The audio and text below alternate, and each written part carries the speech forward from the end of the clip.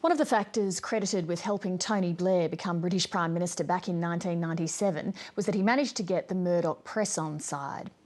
In the wake of the UK phone hacking scandal, with serious questions being asked about the relationship between politicians and the media, is Tony Blair comfortable with the way he courted the press while he was in office?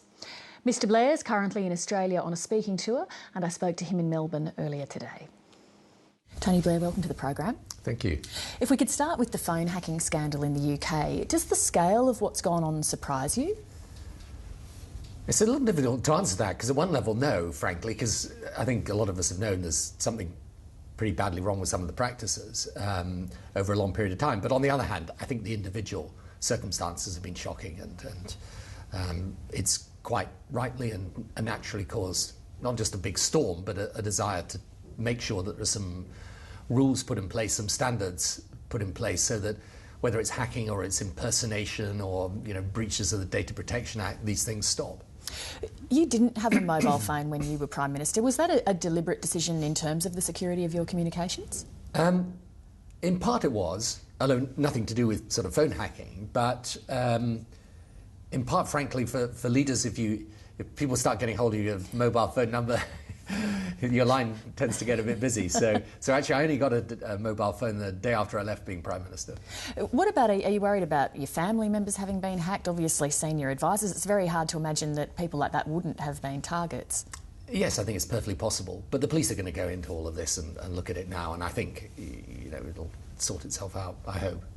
You said that, I forget your exact words, sorry, but that you were sort of uncomfortable with some of the practices that had gone on. What were some of the things when you were Prime Minister in terms of the practices that made you uncomfortable? I think what I was really referring to was that I think it is uncomfortable if you're a political leader and you have to have this very close relationship with media people. The media and the politicians are always going to be in a bit of tension with one another, and probably most of the time that's healthy and indeed even creative.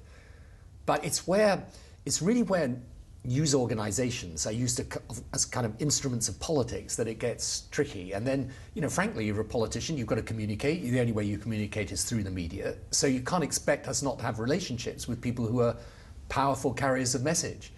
But I think what would make it a lot more healthy is if we go back to the basic principle, which is the distinction between news and comment.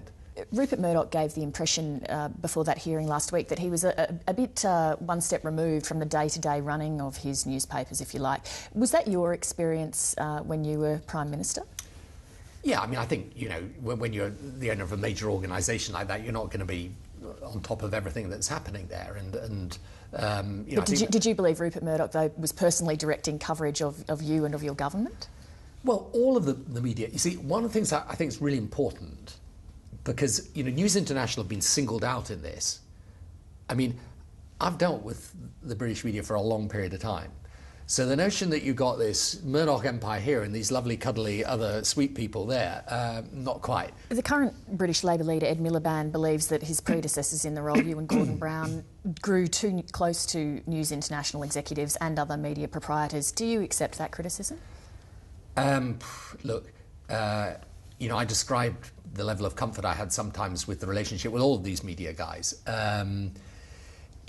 Once this thing happens and it blows into this huge scandal, then of course everyone says, oh my goodness, it's terrible. But I think realistically, look, when I became leader of the Labour Party, we'd lost 4 elections in a row.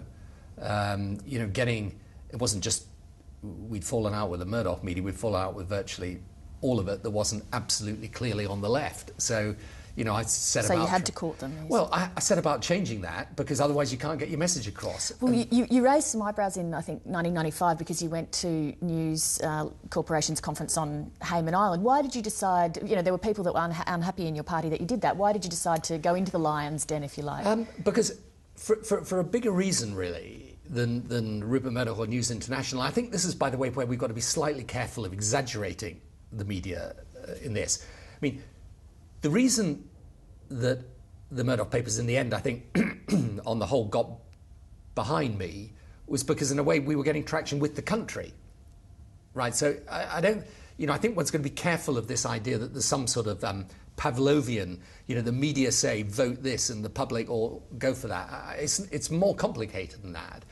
But for me, it was about saying to a whole group of people who Labour had lost contact with and who were the readers of these types of newspapers. Look, listen to me and open your mind to the possibility there is an alternative to the Conservatives. So it was more for that bigger strategic political reason than just, you know, you're going to get some of these papers on your side. Because frankly, you know, they could have come on my side if I'd had the wrong policies. If we hadn't been New Labour, we wouldn't have got elected. So do you think, though, that even with the right policies that you would have become elected without their support? Good question. I think so. But, you know, look, you're a political leader. You're getting across your message. The media get across your message or not, as the case may be. They're important. And that's why I think, you know, we've not got to go overly sort of prissy about this. I mean, the fact is, you know, it's important to have relations with the key media outlets. If we can turn to some other subjects, starting with those terrible events in Norway over the weekend, it's raised a discussion about far-right extremism in Europe and whether it's on the increase. Speaking broadly, are you seeing any trends that are of concern to you? Yes, I think so. I mean, I think, look, there are right-wing parties in Europe that I totally disapprove of, but who would be horrified and shocked by what the killer in Norway did. And so, you know, let's be clear, he is an isolated individual, and whatever links he has with various organisations, what he did was absolutely repugnant and despicable to everybody.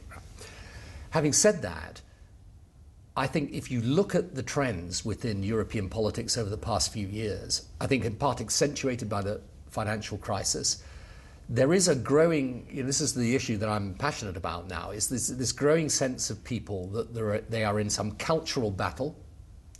It might be between the West and Islam, but it's not simply confined to that. And where people then regard themselves as under attack from those of another culture and therefore having to stand up and fight them back. And now, at its most extreme, then you end up with these crazy and appalling people who then kill a lot of innocent people. But far further along the spectrum towards, you know, more mainstream views, you get a sense and a sort of atmosphere in which the type of society that I would like to see, where people live in mutual respect with each other from different faiths and cultures, is put at risk. There still is an enormous amount of economic instability in Europe. When do you think we're going to be through that and into a genuine recovery? I think when we take the long-term measures of credibility that will give the short-term measures credibility. In other words, with Europe at the moment, I mean, Europe's, you know, this is really tough for leaders, by the way, and we're asking a lot from them, from their countries in this situation. But I think what was announced last week is important. You know, there's a massive European stability financial facility now of 440 billion euros, I think it is. They're going to deploy that. But I do think we've got to understand there are two things we need to do. If you want monetary union to work, you've got to have some fiscal coordination alongside with it. And secondly, you know, in Europe, as elsewhere in the West, we've got to deal with the changing demographics of our societies. We've got to reform our social model. We've got to realise that pensions and welfare and so on are going to be treated differently. I mean, you guys in Australia actually have done pretty well. I mean, most of us come here and look at your economic statistics and think, my God, I wish we had that back home. So, you know, but I think whatever part of the world you're in at the moment, the pace of change, the impact of technology, the interdependence of the world mean that you've got to take these long-term decisions now if you want short-term credibility. Which politicians do you see around the world demonstrating the courage to do that? Well, I think the political leaders are trying to do it. I mean, I think what President Obama's trying to do in the US, to get a big budget deal, not a temporary fix, is right. I think what Sarkozy and Merkel and others are trying to do is correct in respect of Europe, but it's tough. You know, one of the things I've learned since coming out of office is how much easier it is to give the advice and take the decision. I mean, you know, it's tough. Tony Blair, thank you so much for making time to speak to us today. Thank you.